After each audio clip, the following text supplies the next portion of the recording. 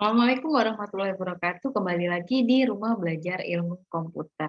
Teman-teman, sebelumnya kita sudah membahas beberapa hal tentang algoritma data mining, klasifikasi, clustering, asosiasi, dan yang terakhir adalah kita membahas tentang algoritma klasifikasi memakai rapid miner. Nah, rapid miner adalah salah satu tools data mining yang cukup powerful, teman-teman. Tidak usah bingung masalah coding, langsung klik-klik gitu ya, dan keluarlah hasilnya. Nah, di situ kita sudah menemukan ketika kita mengukur sebuah performance gitu ya, bisa jadi akurasinya ketika misalnya dicoba lagi akurasinya berbeda-beda gitu ya. Karena ketika split data itu kan kita merandom gitu ya, merandom katakanlah 70 untuk training, 30 untuk testing gitu ya. Nah, bisa jadi nanti dicoba lagi mungkin besoknya dengan hal yang sama bisa jadi akurasinya berbeda karena mungkin dalam randomnya itu data mana yang dibuat testing training itu bisa jadi berbeda. Nah, kita harus mengenal metode lain yang kira-kira optimal bagaimana untuk men-split data. Nah, di sebelumnya saya sudah jelaskan salah satunya pakai cross validation untuk cara split data gitu ya, teman-teman. Nah, split data ini akan kita pakai untuk bagaimana sih optimal men-split data dan juga mengevaluasi model untuk mencari akurasinya gitu. Nah, oke, gambaran proses dari machine learning sekali lagi adalah kita punya dataset, kemudian dataset itu akan dibagi menjadi dua, yaitu data training gitu ya, dataset data training membentuk model dan data testing untuk menguji performa dari model tersebut. Oke, kemudian why kita harus pakai cross validation, tadi sudah saya sebutkan di intro ya. Nah, pada machine learning kita akan men-split data training, data testing. Bagaimana untuk mengoptimalkan itu pertanyaannya. Nah, apa itu cross validation? Dia adalah prosedur bagaimana pengambilan sampling untuk mendapat evaluasi model pada machine learning. Tujuannya pasti adalah base validation dan base learning research. Gitu ya, teman-teman. Itu tujuan dari cross validation. Nah, soalnya kan tadi beda-beda ya untuk apa namanya akurasinya. Kalau misalnya pakai yang biasa. Nah, untuk cross validation banyak sekali teman-teman macamnya ada level one out cross validation, hold out repeat random, kemudian key fault cross, stratified time series, kemudian nest cross validation banyak sekali. Nah, yang kita bahas hari ini adalah yang nomor 4 yaitu key fault cross validation. Ini yang biasanya sering banyak dipakai juga ya. Nah, keyword cross validation kita akan mempartisi data itu menjadi kasub bagian atau lipatan. Maksudnya bagaimana, Bu? Maksudnya adalah contoh, misalnya saya punya N-nya adalah 12 data gitu ya. 12 data ini oke, 12 data ini akan saya split menjadi data training dan data testing. Nah, keyword itu maksudnya adalah K, K-nya ini adalah kita mau membagi berapa partisi. Contoh di sini kita membagi menjadi 3 partisi. Maka dari itu 12 ini akan dibagi menjadi 3 partisi, berarti kan 4 teman-teman.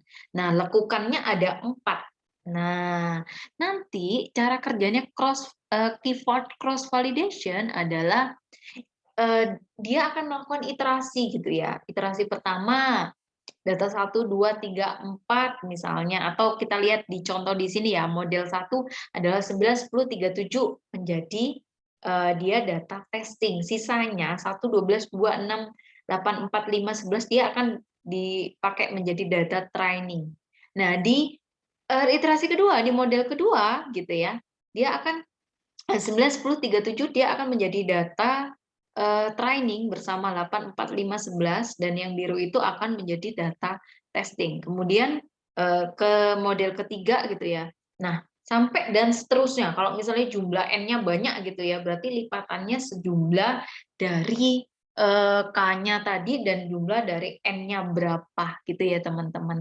Nah, caranya proses ini diulangi sebanyak K kali hingga setiap kelompok diperlakukan sebagai validasi dan sisanya sebagai data latih. Setiap iterasi, katakan di model 1, itu nanti dicari akurasinya berapa, model 2 akurasinya berapa, 3 akurasinya berapa. Nah, itu akan dirata-rata dan itulah menjadi sebuah metode K-fold cross validation. Nah, seperti itu teman-teman. Kenapa kita membutuhkan cross validation, K-fold cross validation? Saya bahas lagi ya. Contoh misalnya nih, kita ujian matematika. Kalau misalnya kita pakai model 1 gitu ya. Oh, kita berlatih kisi-kisinya adalah 1, 12, 2, 6, 8, 4, 5, 11. Kemudian soal ujiannya adalah 9, 10, 3, 7. Kemudian saya mendapatkan nilai 80, katakanlah seperti itu.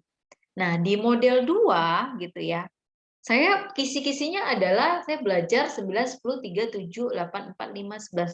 Sedangkan soalnya adalah 1, 12, 2, 6. Ternyata nilai saya cuma 70. Nah, beda ya. Model 1 tadi adalah 80 nilai saya, model 2 70 dan mungkin model 3 nilai saya 100 misalnya seperti itu. Nah, kalau kita pakai split dan evaluasi biasa, itu biasanya akurasinya seperti yang saya bilang tadi akan berbeda-beda, teman-teman. Nah, keyword ini dia mengatasi masalah tersebut. Jadi semua datanya akan di-split pakai keyword gitu ya, berapa lekukan dan semua bisa diperlakukan sebagai data data validasi dan data latih seperti itu. Jadi nanti rata-ratanya akan di average, sorry, masing-masing akurasi di iterasi model 1, 2, 3 akan di average dan itulah menjadi akurasinya. Nah, cukup adil ya daripada tadi ya kalau misalnya saya potong datanya terain di sini, ininya testingnya di sini, akurasinya sekian. Kalau beda lagi akurasinya sekian. Nah, itu berbeda-beda gitu ya. Nah, itulah untungnya pakai cross validation, teman-teman, pakai average-nya. Nah, ini prosesnya untuk menggambarkan lebih dalam lagi ya. Mungkin yang bawah ini, oh ronde 1 di ini yang atas sebagai data validation, bawahnya sebagai data training, dia 93%. Kemudian ronde 2, bla bla bla bla bla bla gitu ya, sampai ke ronde 10 atau iterasi ke-10. Dia mungkin akurasinya 95%. Nah, itu di rata-rata. Final akurasinya adalah average dari ronde 1, 2, 3, 4, 5 sampai ke 10, teman-teman.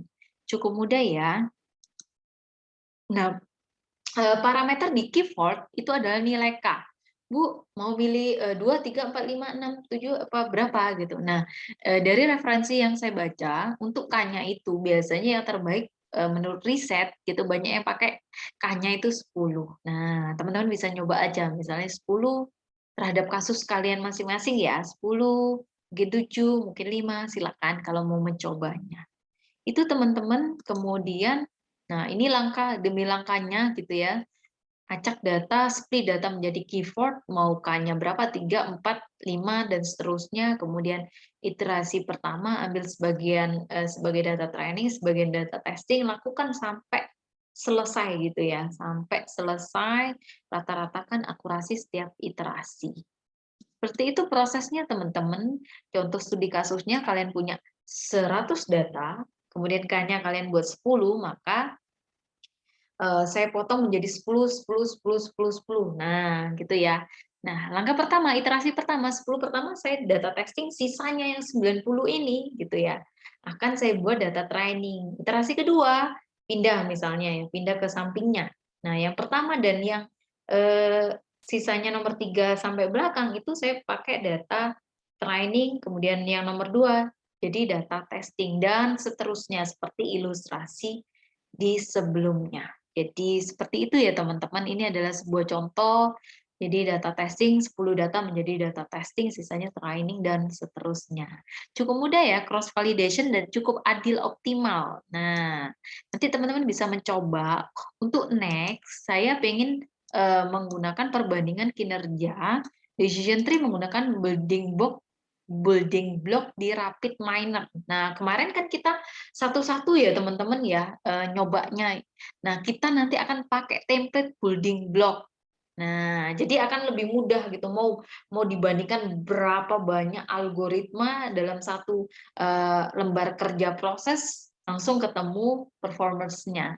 Nah, itu akan memudahkan teman-teman untuk melakukan perbandingan atau komparasi. Ini salah satu ide yang cukup brilian juga ya teman-teman. Jadi teman-teman baik mungkin teman-teman mahasiswa, teman-teman rekan kerja, semua dosen gitu ya, bisa sebenarnya kalau kita bergerak dalam data mining banyak sekali ide-ide gitu ya, untuk publikasi, apalagi data itu cukup banyak sekali gitu ya, data-data publik yang teman-teman bisa pakai, tinggal ngolah aja pakai algoritma. Kalau misalnya belum belum familiar dengan Python, ada coding-nya, ya udah pakai RapidMiner aja, salah satu software, bisa disebut software, data science yang cukup mudah, tinggal klik dan keluar hasilnya, kita tinggal analisis. Oke, terima kasih untuk hari ini, semoga membawa manfaat bagi kita semua.